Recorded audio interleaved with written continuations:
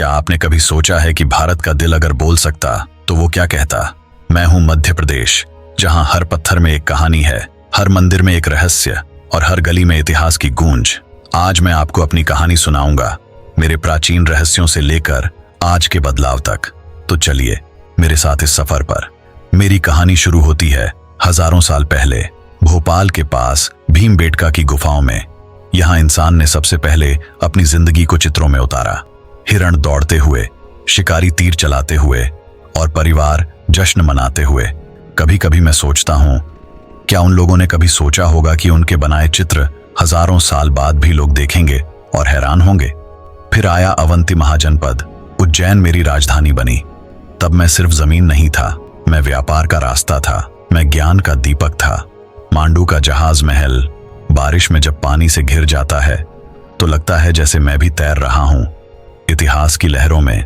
और जब आजादी की लड़ाई लड़ी गई तो मेरे जंगलों में टांतिया भील जैसे वीर खड़े हो गए। लोग मुझे सिर्फ नक्शे पर नहीं बल्कि अपने खून पसीने से पहचानते थे। अगर आप भी ऐसे रहस्यमय किस्सों में दिलचस्पी रखते हैं तो अभी लाइक बटन दबाइए, क्योंकि हमारी कहानी अभी शुरू हुई है। 1956 में मैं बना मध्य प्रदेश। विभिन्न रियासतों और इलाकों को जोड़कर मुझे नया नाम दिया गया। फिर साल 2000 आया और मेरा एक हिस्सा मुझसे अलग होकर छत्तीसगढ़ कहलाया। ये भी मेरी कहानी का बड़ा हिस्सा है। कभी कांग्रेस का परचम तो कभी भाजपा की लहर। 1967 में पहली बार मेरी सत्ता कांपी जब कांग्रेस का किला हिला। 2020 में कमलनाथ की सरकार गिरी और शिवराज सिंह चौहान फिर से मेरी बागडोर संभालने लौट आए। फिर आया 2023, लोगों ने भाजपा को 163 सीटें दी और 2024 लोकसभा चुनावों में इतिहास रच दिया। 29 की 29 सीटें भाजपा के नाम। यहां तक कि कांग्रेस का गढ़ छिंदवाड़ा भी टूट गया। कभी कभी मैं सोचता हूं, ये बदलते चेहरे, ये बदलती सरकारें क्या सचमुच मुझे बदल रही हैं, या मैं अब भी वही हूं जो अपने लोगों के सपनों का बोझ उठाए खड़ा है? दोस्तों, आपको क्या लगता है, इतिहास की सबसे बड़ी राजनीतिक घटना मेरे लिए कौन सी रही? कमेंट में जरूर लिखना। आपके विचार मुझे और मजबूत बनाते हैं। लेकिन मेरी कहानी सिर्फ राजनीति तक सीमित नहीं है। मैं बदल रहा हूं, मैं आगे बढ़ रहा हूं। अब मेरे शहरों में महापौर का चुनाव फिर से जनता सीधे करेगी। महिलाओं के लिए मैंने शुरू किया है सुमन सखी चैटबॉट, एक ऐसा साथी जो गर्भावस्था और स्वास्थ्य की हर जरूरी जानकारी देता है। मेरे बच्चों के लिए नए मेडिकल कॉलेज खोले जा रहे हैं। 5000 से ज्यादा MBBS सीटें अब उपलब्ध हैं। सोचिए कितने सपने पूरे होंगे। मेरे आसमान में अब सिर्फ धुआं नहीं बल्कि साफ हवा भी है।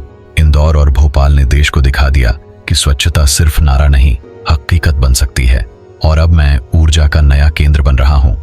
RS 4000 करोड़ का सोलर सेल प्लांट, भविष्य को हरा भरा बनाने की ओर कदम। मेरे विश्वविद्यालयों में शोध और नवाचार की नई रोशनी जल रही है। बरकतुल्लाह विश्वविद्यालय को RS 100 करोड़ की मदद मिली है। हाँ, चुनौतियां भी हैं, जैसे स्मार्ट मीटर की योजना बहुत पीछे है और मेरे लोगों की सुरक्षा, खासतौर पर महिलाओं की, अभी भी सवालों में घिरी है। लेकिन क्या यही तो जिंदगी नहीं है, सपनों और चुनौतियों का मिश्रण? मैं जानता हूं मेरा भविष्य आसान नहीं है। राजनीति अभी भी उतनी ही तेज है, संघर्ष उतना ही गहरा है। लेकिन मेरी ताकत मेरे लोग हैं।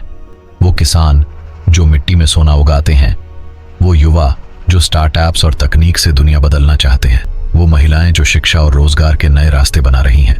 अगर ये सब साथ चले तो आने वाले दशक में मैं सिर्फ भारत का दिल नहीं रहूंगा बल्कि भारत की धड़कन बन जाऊंगा।